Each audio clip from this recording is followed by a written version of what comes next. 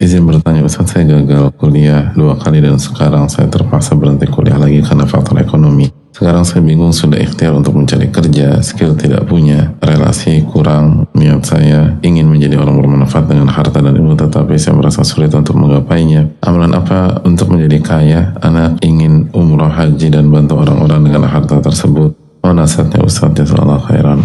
Kaya itu bukan tujuan utama. Yang jadi tujuan utama adalah keikhlasan niat dan kejujuran. Nabi SAW bersabda dalam hadis Ibnu Majah, "Rajulun atahu Allahu malan wa ilma, wa huwa ya'malu bi ilmihi fi malihi, yunfiquhu fi haqqihi." Seseorang diberikan harta dan ilmu, lalu dia mengamalkan ilmunya dan beramal menggunakan hartanya dalam kebaikan. Wa rajulun atahu Allahu ilman wa lam yu'tihi malan, fa huwa yaqul, "Law kana li mithla hadha, amiltu fihi mithla alladhi ya'mal." Dan seseorang diberikan ilmu dan tidak diberikan harta, dan dia mengatakan, kalau saya punya harta seperti orang yang pertama, saya akan mengerjakan apa yang dia kerjakan.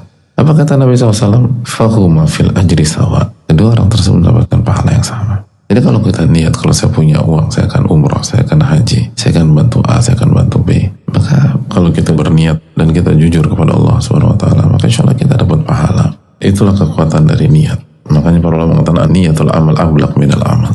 Niat beramal itu lebih kuat dan lebih powerful daripada amal itu sendiri.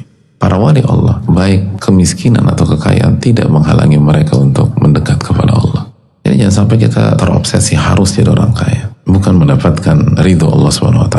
Akhirnya kita hancur karena obsesi kita yang ternyata menjadikan dunia sebagai tujuan. Lalu yang kedua, kita harus maksimalkan potensi Allah berikan kepada kita. Karena potensi akan ditanya oleh Allah. Bagaimana kesehatan akan ditanya oleh Allah, harta akan ditanya oleh Allah.